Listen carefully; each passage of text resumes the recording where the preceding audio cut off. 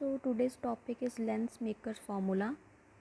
Means in this formula we will derive a relation between refractive index, object distance, image distance and focal length of a lens.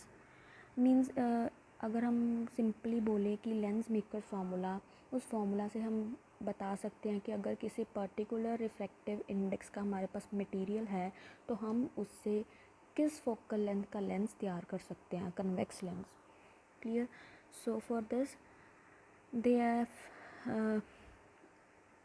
they have assumed some assumptions like the lens is thin, lens को बहुत पतला लिया है, so that distance measured from the poles of the two surfaces of the lens can be taken as the same as the distance measured from the optical centre.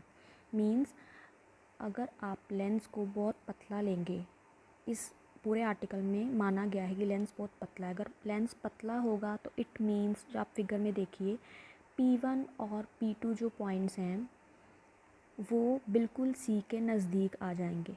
ये वाले points बिल्कुल C के नज़दीक आ जाएंगे क्योंकि हमने लेंस बहुत पतला मानेंगे. तो जो भी डिस्टेंस P2 से मेजर करेंगे उसकी वैल्यू बिल्कुल सेम होगी अगर वो C से मेजर करेंगे. ठीक है. मीन्स P1C डिस्टेंस बहुत नेग्लिजिबल हो जाएगा. Similarly P2C distance will also be negligible. So in this way, second assumption is aperture of the lens is taken very small, means height of the lens is very small. Object is a point object situated on principal axis. जो हमने object लिया वो भी एक point object लेंगे जिसकी height ज़्यादा नहीं होगी.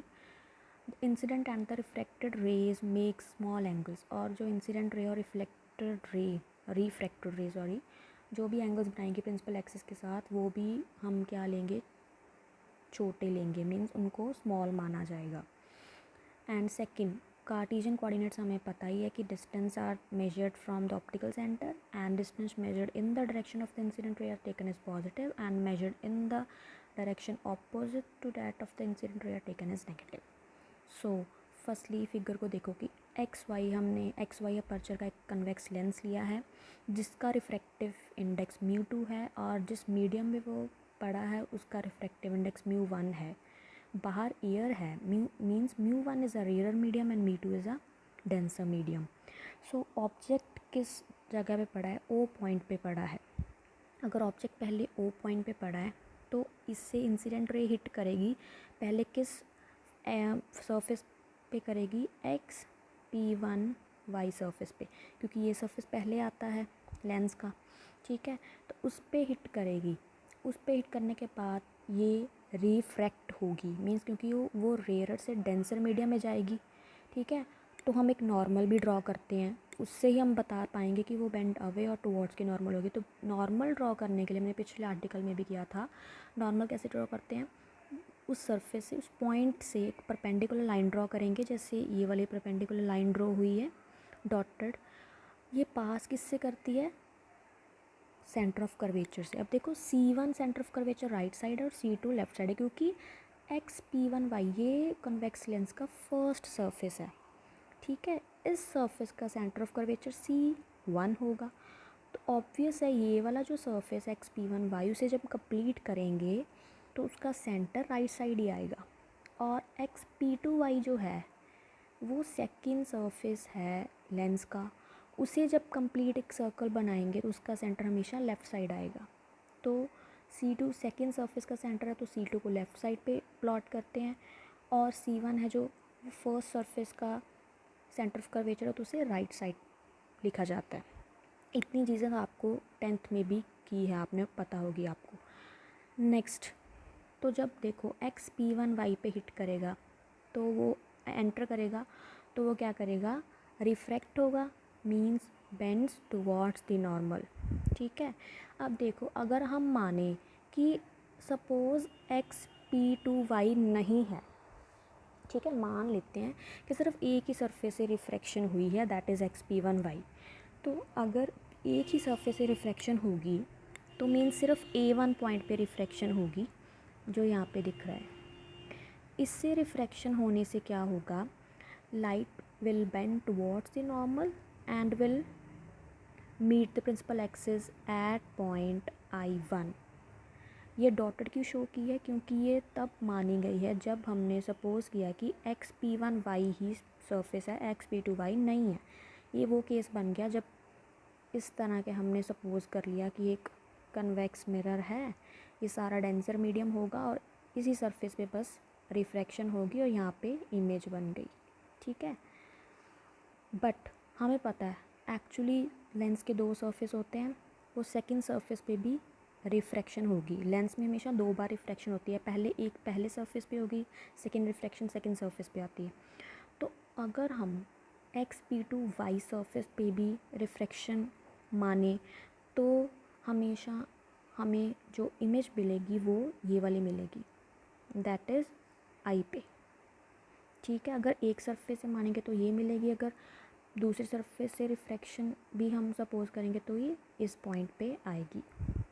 नेक्स्ट, अब देखो पहले उन्होंने एक सरफेस से ही रिफ्रैक्शन स्टडी किया कि सपोज़ XP1Y से ही रिफ्रैक्शन हो रही है, तो ये कौन सा केस बन गया, हमने पीछे किए हुए आर्टिकल्स कि जब object lies in the rarer medium और image forms in the denser medium, ये वाला केस बन जाएगा कि ऐसा लेंस है, ये सारा डेंसर मीडियम है, बाहर रेयर है, यहाँ से ऑब्जेक्ट से लाइट आई, अंदर इमेज बन गई, इमेज रियल एंड वर्चुअल बनेगी।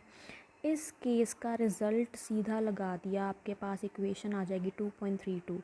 ये आप अपनी बुक्स में भी देख सकते हैं, ये रिज़ल्ट कहाँ से लिया है, फ्रॉम 2.22, जो वही केस बन जाएगा कि object lies in the rarer medium and image formed is real and inverted in the denser medium. So उसका रिज़ल्ट यूज़ कर लिया, सीधा आ गया। अब हमें पता है P1 पॉइंट हमने C के क्लोज लिया है, हमने लेंस को थिन माना है तो P1 को C से रिप्लेस कर देंगे, तो हमारे पास 2.338 जो इक्वेशन है वो 2.39 में कन्वर्ट हो जाएगी। क्लियर है। नेक्स्ट, अब बट एक्चुअली में क्या होगा, रिफ्रैक्शन दो सरफेसेस से होगी। After refraction from XP1Y it also gets refract from XP2Y। तो जब XP2Y में रिफ्रैक्शन होगी तब जो इन्होंने रिज़ल्ट यूज़ किया है वो रिज़ल्ट आपके डेरिवेशंस में नहीं है, उसे आप ऐसे ही याद करोगे 2.40 ये वाला रिज़ल्ट बनता है। ये किसी भी चीज़ से मैच नहीं करता, किसी भी केस से जो आपने किए हैं, ये आपको एज इट इज़ याद रखना पड़ेगा। ये कौन सा रिज़ल्ट है कि जब, अब ये रिज़ल्ट कब बनेगा, ये रिज़ल्ट बनने के लिए इन्होंने क्या किया है, फिगर में सपोज़ किया है कि जो आई इमेज है, फाइनल इमेज, ये किसकी बन रही है, ये इसको ऑब्जेक्ट मान के बन रही है। आई किसकी इमेज बन रही है, I1 की। मींस आई को ऐसा सपोज़ हुआ कि जो I1 है वो ऑब्जेक्ट है उसके लिए, और वो कहाँ लाइक कर रहा है, डेंसर में। ऑब्जेक्ट डेंसर में लाइक कर रहा है और इमेज रियर में बन रही है, that is eye final image. Eye के पॉइंट ऑफ व्यू से देखा गया है कि आई के लिए I1 एक ऑब्जेक्ट है जो डेंसर में पड़ा है, क्योंकि हमने भी देखा है कि डेंसर में ही उसको हमने सपोज़ किया है। I1 वो ऑब्जेक्ट है जो डेंसर में पड़ा है और उसकी इमेज रेयर में बन रही है जो कि आई बन रही है। तो ये वाले केस का रिज़ल्ट सीधा यूज़ किया है, जो आपके पास आएगा 2.40 इक्वेशन बन जाएगी ये वाली। यहाँ पे भी P2 को C से रिप्लेस कर सकते हैं क्योंकि लेंस थिन माना गया है, तो आपके पास इक्वेशन बन गई 2.41। अब क्या किया है, ये तो 2.41 किसका रिज़ल्ट आया है, जब दोनों सरफेसेस से रिफ्रैक्शन मानी गई है। क्लियर है। और 2.39 कौन सा रिज़ल्ट था, जब सिर्फ एक सरफेस से रिफ्रैक्शन मानी गई थी। दोनों को ऐड कर दिया, आपके पास 2.42 आ जाएगी। अब यहाँ पे क्या किया, वैल्यूज़ पुट की, CO -U CIV CC1 R1 CC2 -R2। ये प्लस माइनस कैसे आए हैं, बिल्कुल वैसे ही। अगर लेंस के लेफ़्ट साइड वाले डिस्टेंस नेगेटिव लिए हैं, लेंस के राइट साइड वाले डिस्टेंस हमेशा पॉजिटिव लिए गए हैं, तो आप ये आराम से कर सकते हो। वैल्यूज सब्स्टिट्यूट करने के बाद आप इस इक्वेशन तक पहुंच जाओगे। इसके बाद बहुत साइड्स डिवाइड बाय μ1 और आप ये इक्वेशन बन जाएगी। Now since μ2 by μ1 is mu, that is relative refractive index, तो आपके पास ये लास्ट इक्वेशन बन जाएगी। अभी still this is not called as a lens makers formula, अभी आगे पड़ा है कि सपोज़ कर लो फर्स्टली जो हमारे पास ऑब्जेक्ट था वो फोकल लेंथ पे पड़ा है, means first focus of the convex mirror पे पड़ा है। तो अगर फर्स्ट प्रिंसिपल फोकस पे ऑब्जेक्ट पड़ा है तो U को हम क्या मानेंगे, माइनस ऑफ स्मॉल f1, क्योंकि फोकल लेंथ है तो यू F1 की इक्वल आ गई, माइनस क्यों आया क्योंकि लेंस के लेफ्ट साइड है। तो अब हमें पता है कि कन्वेक्स लेंस के अगर फोकस पे ऑब्जेक्ट रखते हैं तो उसकी इमेज इन्फिनिटी पे बनती है, तो v क्या हो गया इन्फिनिटी, इसमें पुट करो u को -f1 v को इन्फिनिटी, तो आपके पास जो रिज़ल्ट आएगा वो 2.44 बन जाएगा, जिसमें हम f1 की वैल्यू निकाल सकते हो। ठीक है। सेकंड है, सपोज़ कर लो कि ऑब्जेक्ट इसमें हमने इन्फिनिटी पे ले लिया और हमें पता अगर ऑब्जेक्ट इन्फिनिटी पे पड़ा है तो कन्वेक्स लेंस उसकी इमेज कहाँ पे बनाता है, सेकंड प्रिंसिपल फोकस पे। तो मीन्स u को इन्फिनिटी मान लिया और v को क्या मान लिया f2। अब पॉजिटिव f2 क्योंकि f2 पॉजिटिव क्यों आई, क्योंकि जो f2 है वो लेंस के right side means in the direction of incident ray lie कर रही है। तो ये वैल्यूज़ इसमें सब्स्टिट्यूट की, इसमें नहीं सॉरी पिछली वाली इक्वेशन में हमारी इक्वेशन थी 2.43, उसमें सब्स्टिट्यूट करने के बाद आपका रिज़ल्ट f2 में आ जाएगा ऐसा।